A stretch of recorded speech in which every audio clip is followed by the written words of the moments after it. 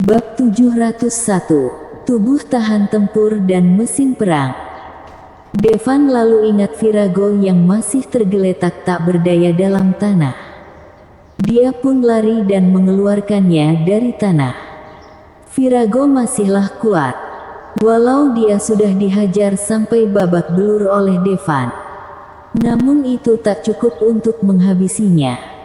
Yang membuat Devan kaget, sehabis dia keluarkan Virago, ternyata luka di badannya sudah sembuh, termasuk tulang punggung dan kedua tangannya yang hancur, semuanya sudah pulih.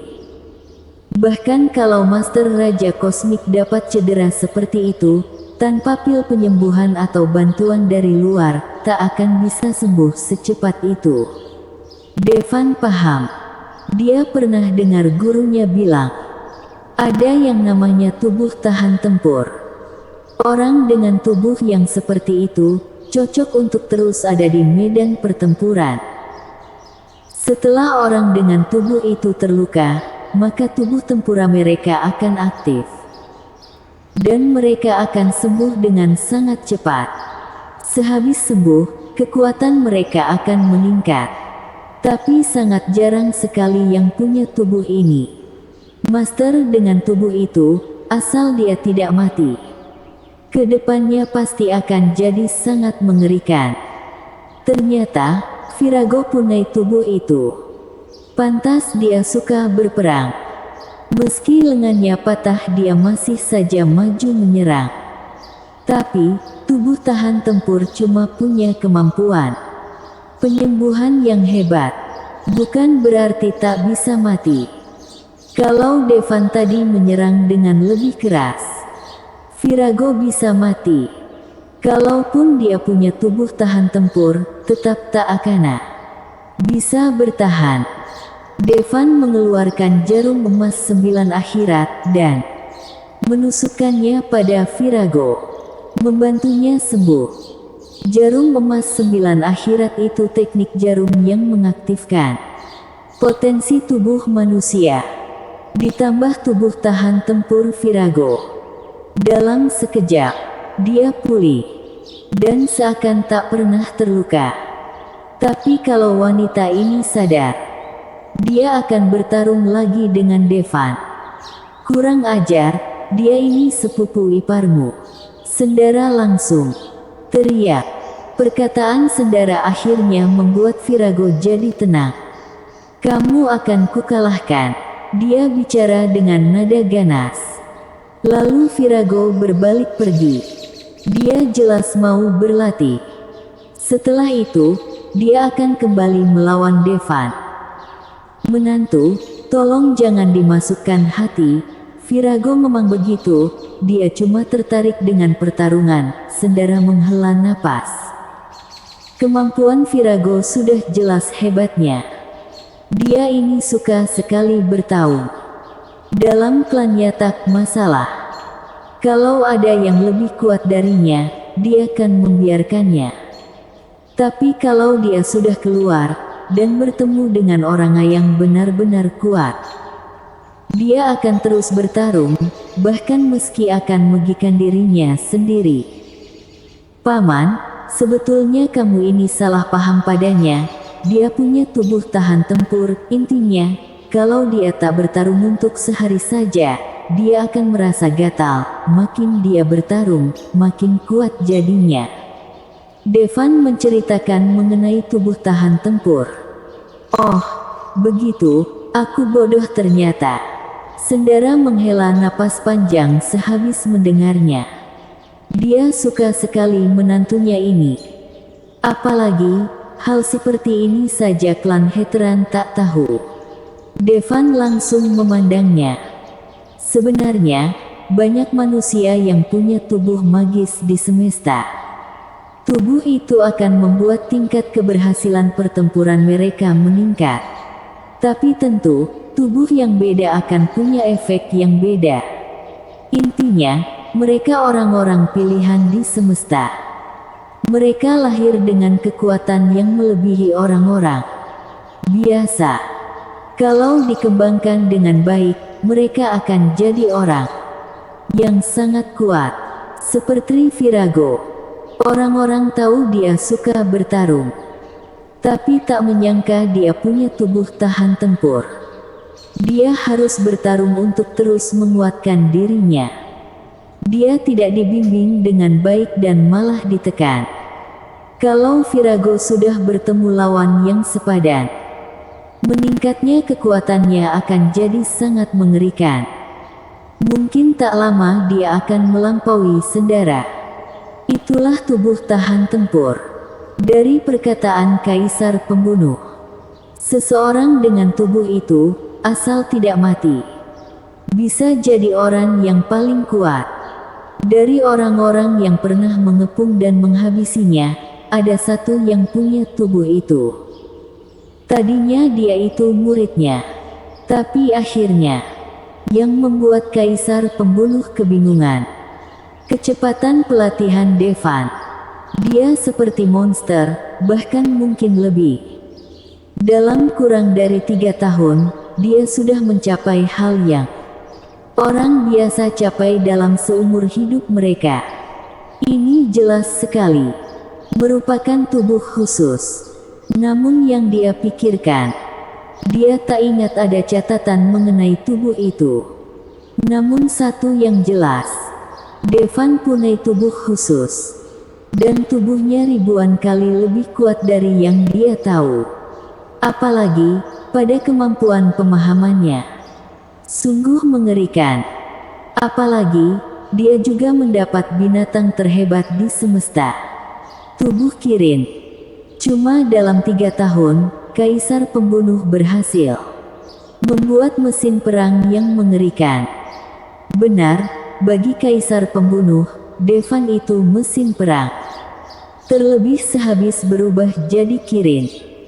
Cuma dengan sisiknya saja, dia sudah jadi kebal dengan semua serangan fisik, setara dengan tubuh tahan tempur. Tidak, ini seperti tubuh tahan tempur yang sudah disempurnakan. Kalaupun tubuh tahan tempur sudah berkembang, jadi mengerikan dan tak terkalahkan, tak akan sehebat tubuh Kirin Devan. Selain tubuh tempur Kirin, bakat pelatihan Devan juga lebih hebat. Terlebih mengenai kekuatan aturan, dia sudah hampir sampai tingkat yang ekstrim. Biasanya, untuk mencapai tingkat seperti Devan sekarang, dia bisa memakai kekuatan aturan dan tingkat keberhasilannya cukup tinggi. Butuh waktu yang sangat lama. Bahkan Kaisar Pembunuh yang terkenal sebagai monster harus berlatih selama ribuan tahun. Terlebih, aturan ramalannya itu salah satu aturan paling sulit untuk dikuasai di semesta. Namun Devan bisa memakainya cuma dalam 1-2 tahun. Tubuh tempur Kirin bersama dengan kekuatan aturannya. Bukankah ini mesin perang? Kalau Kaisar Pembunuh waktu itu diganti oleh Devan, bisa jadi akhirnya berbeda. Ada satu hal yang kurang dari Devan sekarang. Pengalamannya kurang. Kekuatan jiwanya tak cukup kuat. Sampai sekarang, dia belum bertemu lawan yang sungguh sepadan, membuat dirinya seakan tak terkalahkan. Yang akan terjadi kalau sudah mencapai tingkat puncak kosmik, Kaisar Pembunuh pun tak tahu. Mustahil, sebab tubuh khusus Devan, dia tak tahu sejauh mana batas Devan. Terlebih kekuatan Devan, apalagi kalau tak terlihat. Jiwanya bagai lubang hitam. Tapi dari pengalaman Kaisar Pembunuh, kekuatan roh Devan sangatlah mustahil untuk menjadi kuat. Karena kekuatan roh itu yang paling sulit dikembangkan dan perlu waktu lama untuk mengumpulkannya. Kalaupun Devan memang putra kosmik, tak mungkin kekuatan roh Devan bisa mencapai tingkat puncak kosmik dalam 20 tahun. Tapi, dia sudah puas. Bertemu dengan Devan bisa dibilang sebuah hal yang sangat bagus. Kalau dia tidak bertemu Devan, jangankan bangkit, kemungkinan dia mungkin sudah mati di atas Athenia. Bersambung.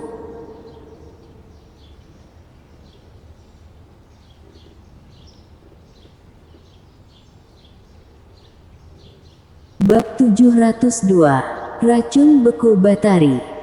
Menantu, aku punya satu permintaan, tolong kabulkanlah, ucap Sendara.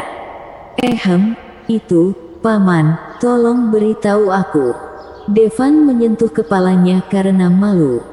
Terlebih, dia barusan menghajar klan Heteran, termasuk ayah mertuanya. Kamu bilang Virago punya tubuh tahan tempur, kan? Dengan tubuhnya, tak ada yang bisa membimbingnya di klan ini. Apa kamu bisa jadi gurunya? Ucap Sendara. Virago terlalu hebat. Sudah menguasai teknik klan sejak lama. Walau kekuatannya cuma sampai tingkat Raja Kosmik, tapi Sendara saja sampai tak bisa membimbingnya. Dia melatih dirinya sendiri. Satu-satunya cara yang bisa membuatnya berkembang yaitu dengan bertarung. Karena itulah dia suka bertarung. Tapi yang penting, cuma sedikit dari tetua klan Heteran yang lebih kuat darinya. Kalau yang diucapkan Devan itu benar, tak lama lagi, Virago bisa jadi lebih kuat dari Sendara. Kalau Virago mau berkembang, dia harus mengelilingi semesta. Kalau dia mulai mengelilingi alam semesta, dia akan jadi makin bahaya. Kalau dia tak dengan guru yang kuat, dia bisa jadi makin lemah. Itu, aku barusan. Devan kerutkan dahinya, dia mau menolak. Suara kaisar pembunuh terdengar di pikirnya Devan. Wow, terima, kalau kamu tak ada waktu untuk mengajarinya, biar aku saja. Walau dia tak punya tubuh tungku kuno, tapi tubuh tahan tempur itu sangat langka. Kalau sudah dilatih, bisa sampai ke tingkat puncak kosmik. Baiklah, Devan menganggukkan kepalanya. Karena kaisar pembunuh bilang begitu, dia terima. Terlebih, dari rombongan yang pernah mengepung dan menghabisi kaisar pembunuh, ada yang punya tubuh tahan tempur. Kaisar pembunuh bisa jadi merekrut Virago untuk melawan pengkhianat itu. Tapi sehabis dengar apa yang diucapkan kaisar pembunuh, barulah Devan sadar, ternyata kaisar pembunuh menyuruhnya menerima Virago untuk keinginannya sendiri. Dia bisa membantumu mengontrol semangat Kirin, yang mungkin lebih baik dari kakak seniormu itu. Tubuh tahan tempur punya daya tahan dan kemampuan penyembuhan yang benar-benar kuat. Kalau nantinya semangat Kirinmu jadi bergejolak tak terkendali, dia bisa jadi orang yang tepat, ucap kaisar pembunuh. Walau 9 kakak senior Devan sudah melatih teknik Kirin dan bisa membantu Devan mengendalikan perubahan Kirin. Namun Kirin itu binatang alam semesta dengan tingkat tertinggi, yang bahkan kaisar pembunuh tak terlalu mengerti. Kalau suatu hari semangat Kirin Devan jadi tak terkendali dan membuat ribut, sebagian besar wanita tak akan tahan. Tubuh tahan tempur Virago bisa menahannya. Tapi Devan merasa agak malu. Kenapa guru dan kakaknya bersikeras mencarikan wanita untuknya? Nak, jangan anggap remeh semangat Kirin di badanmu itu. Kamu pasti tahu, sebagai sosok puncak alam semesta, dia bisa bangkit lagi cuma dengan 1,5 darah dalam tubuhmu sudah jadi darah Kirin. Walau aku sudah menghabisi rohnya, tapi aku saja tak sepenuhnya memahami hal itu. Kemungkinan darahnya juga mengancung pecahan roh. Kalaupun pecahan roh itu tak lagi bisa membentuk roh yang utuh, kalau nanti membuat masalah, kemungkinan kamu tak akan bisa mengatasinya. Kelihatannya dia sudah tahu apa yang Devan pikirkan. Kaisar pembunuh bicara dengan nada serius. Terima kasih sekali, menantu, kata Sendara dengan senang. Kemudian dia menoleh ke arah Batari, mengatakan, "Itu, aku tak akan ganggu kamu." Dan Batari ngobrol, "Kalian bicaralah, sudah lama tidak bertemu, kan?" Sendara dan para tetua klan Heteran pun pergi untuk menyembuhkan luka mereka. Walau serangan Devan tadi tak terlalu keras, tapi itu bisa membuat luka yang cukup serius. Satu pria melawan klan Heteran. Kekuatannya sungguh mengerikan. Kalau pria tua dari Andaras tahu soal ini, dia mungkin ketakutan setengah mati. Terlebih baginya, klan Heteran itu bagai dewa di seluruh Imperium Andara. Cuma dia yang master Raja Kosmik. Tapi, di klan Heteran ada banyak master Raja Kosmik. Dan Sendara sendiri adalah master Kaisar Kosmik. Mereka ini klan kuno, tadinya mereka dari galaksi lain. Entah bagaimana, mereka berakhir di galaksi Setrena. Kaisar Andaras memperlakukan Devan dengan sopan, mereka menganggap Devan di tingkat yang sama. Dia berpikir, kemungkinan kekuatan Devan setingkat Raja Kosmik. Dia tak menyangka, Devan mudah sekali menghajar Master Kaisar Kosmik Junior. Waktu orang-orang klan pergi, Batari sudah tak bisa menahan rasa rindunya. Dia langsung memeluk Devan. Devan pun balas memeluk Batari. Mencium bau tubuhnya. Terasa agak aneh. Waktu mereka di gunung, dia sempat berpikir, ada racun aneh di badan Batari. Tiap tengah malam, badannya jadi dingin. Saat parah, badannya bisa membeku. Menyedihkan sekali. Bahkan klan Heteran tak bisa berbuat apa-apa soal racun. Racun itu sudah jadi satu dengan darah Batari. Sudah tak bisa dihapus. Bahkan kalaupun racun dalam darahnya dipisah, badannya akan membuat racun baru. Makin tua Batari, darahnya pun makin beracun. Klan Heteran pernah meramalkan, dia tak akan hidup lebih dari 20 tahun. Jadi, Batari pergi meninggalkan klannya. Dia mau memakai waktu yang tersisa dari hidupnya untuk mengelilingi semesta. Klan Heteran punya banyak uang. Dia pun pergi ke berbagai tempat. Galaksi Setrena, Galaksi Bimasena, dan lebih dari 50 galaksi di gugusan galaksi ini. Akhirnya, di planet dengan nama Antares, racun bekunya jadi makin parah. Saat itu dia tahu, dia akan mati.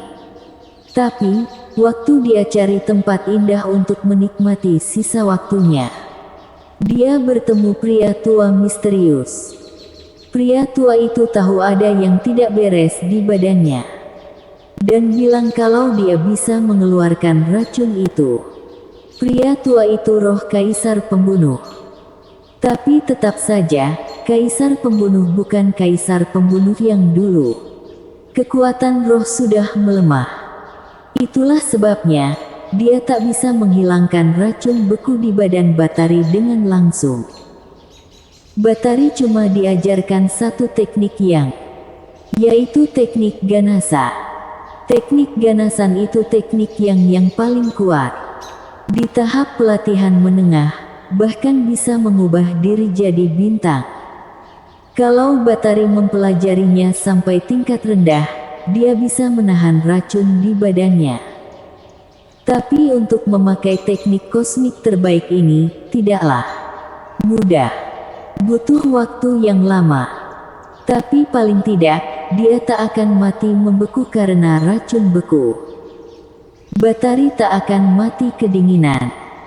Tapi rasa sakit ketika racun beku itu menyerang, sungguh membuatnya menderita dan menyiksanya selama bertahun-tahun. Sampai akhirnya juniornya muncul, bersambung.